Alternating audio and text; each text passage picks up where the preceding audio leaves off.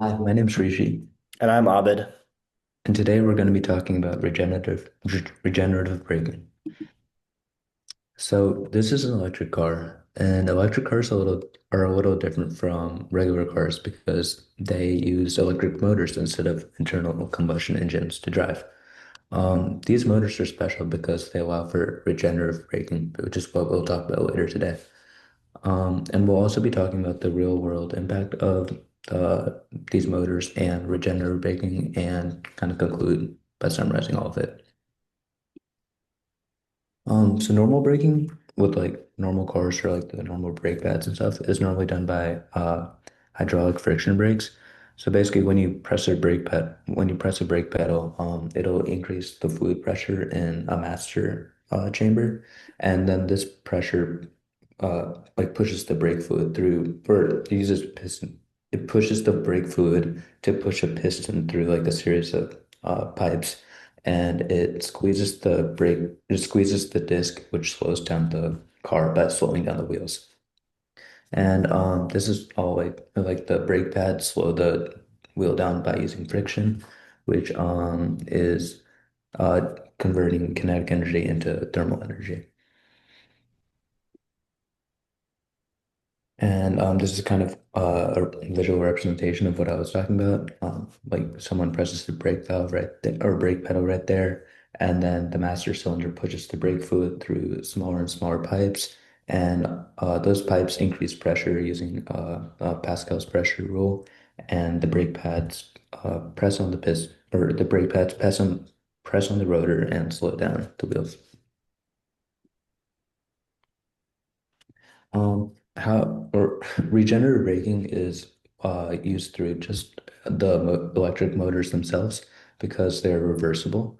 So when you want to accelerate electric motors, will rotate to like rotate the wheel and go forward. But when you let go of the acceleration or like stop accelerating, they'll like start to spin backwards and it'll convert the electrical energy or it'll convert the kinetic energy that the motors are losing into electric energy. So this is a diagram that we kind of see the concept that Rishi is talking about. So the red represents the car when it's driving. So when you are driving, the battery activates the controller and the motor, which causes the axis and wheel to spin, moving your car forwards or backwards. Mostly in electric vehicles, the axis is usually in the rear, but obviously this can change per vehicle. The green represents the car when it is braking. When the brakes are applied, the motor provides the resistance necessary to slow the vehicle as it supplies current to the battery. The wheel forces the motor to enter generating reverse torque, which effectively supplies energy to the battery.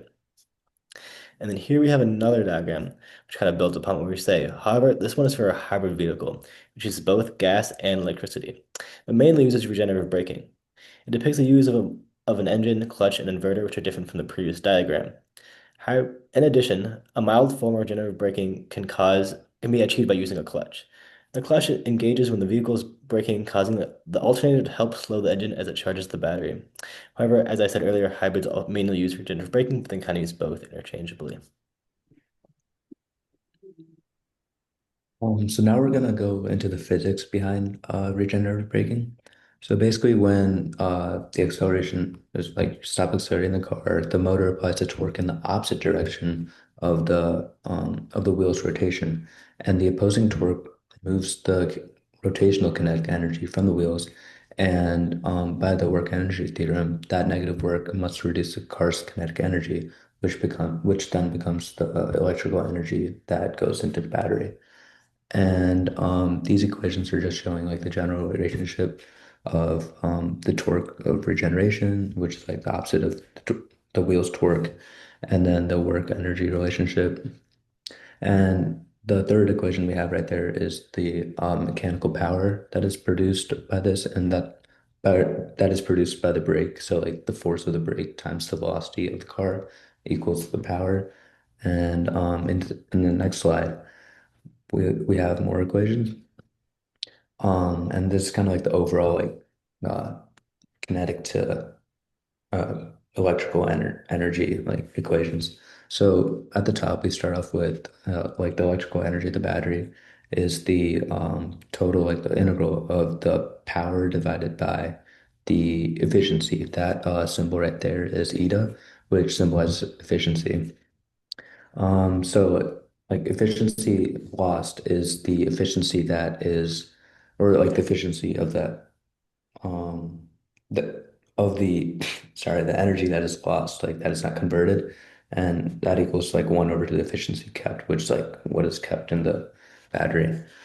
And then we have a power equation again, and basically like by the math displayed here, we get a relationship that shows that work equals, or like we know the general equation that work equals the integral of power over time, which can be translated into work which equals like full the integral of force times v over time. And that can be translated into another equation where the like EBAT equals the kinetic energy times the efficiency of energy kept. And then we sub in the kinetic energy equation, and we can get the bottom simplified equation where the energy of the battery is equal to the efficiency of the energy kept times the kinetic energy change. And here's the further breakdown just to kind of explain more on the equations in the previous slide. So mechanical power is what we already talked about it, and work equals force times the distance usually, and we know that velocity equals distance over time. And if we rearrange the velocity equation, we can plug in that for distance, and we get the work. We get the total work equation where the work regenerated equals the force times velocity times delta time. And the efficiency equation was in the previous slide, but usually efficiency of like the electrical to kinetic, well, I'm sorry, kinetic to electrical is like 60 to 70%. And in some cars it's like higher. It all depends on like how well the conversion is. And basically at the bottom we have like a general summary of what the equation, like the final equation in the previous slide is, and which is basically just saying like the energy gained by the battery from the regenerative braking is to change the kinetic energy in the wheel times the efficiency of conversion. But yeah. So now we have some diagrams kind of build on what Rishi was saying. We're talking more the math. So I have some free body diagrams here. On the left here, we have a free body diagram of a car that's in motion while braking. It has a positive velocity and negative acceleration, so it is slowing down. There's a braking force on the car as an FB, and it also has a normal and gravity force. However, the main thing we want to look at here is the free body diagram of a tire, which you can see on the right here. And this one is clearly has regenerative braking. On this diagram, torque D represents drive torque, and torque B represents braking torque. V is the vehicle's velocity, and W is the velocity of the wheel. Fg is gravity, and N is the normal force. Fx represents the longitudinal force, which is not something we've explicitly covered in this course. However, it is defined as the force acting parallel to the direction of travel, which is kind of related to friction in the sense that you want a real wheel. These topics are in general important to understanding the mathematical physics that we talk about, and you can also apply them later on as we look at the practical applications of what we see. It's a good foundation for what we want to learn. And sorry, wait, to go back to the, yeah. Yeah. So sorry to inject, but kind of what I was talking about with efficiency and everything before in the previous slide. Uh, there's many other factors that could influence like this conversion. So like all these like forces and everything are the main forces that we're looking at in kind of like a perfect environment. But the reason that like, the conversion isn't fully efficient is because of like maybe air drag or rolling resistance, or maybe just like the battery's heating, so it's not absorbing energy as well. There's many factors that go into this beyond the scope of this diagram. It's a very good point, Rishi. Thank you. So now we're going to talk about some real world impacts of regenerative braking and how these kind of affect the cars and the efficiency that we use. So electric vehicles can recapture energy, as Rishi has been saying, during braking that otherwise be lost. This energy is stored in the battery and used to repower the vehicle, making them more efficient than regular vehicles which don't have regenerative braking. It is estimated that energy and efficiency of an electric motor is typically 85 to 90%, whereas regular motors are only 20 to 30% as efficient, meaning most of the energy is lost to heat as they interact with the road and such. Additionally, regenerative braking helps extend the driving range of electrical vehicles by converting braking power into battery power, Depending on the driving conditions, it is estimated that regenerative braking can add 10 to 20% of the total range to an electric vehicle. This is especially useful when you tend to brake a lot and you're like in urban areas where there's stop and go traffic, and you can really make sure you don't have to charge your car as often. Lastly, electrical vehicles rely less on friction brakes because regenerative braking does most of the work. There are some times you have to use your regular brake if you need to. However, this reduces wear and tear on brake pads and rotors, leading to lower maintenance costs. There's a study done which estimates that electric vehicles owners save up to 50% on maintenance compared to regular people who drive regular cars without regenerative braking. Therefore, in conclusion, in this presentation, we would cover the basics of how regenerative braking works and cover the conceptual and mathematical basis, as well as providing some diagrams.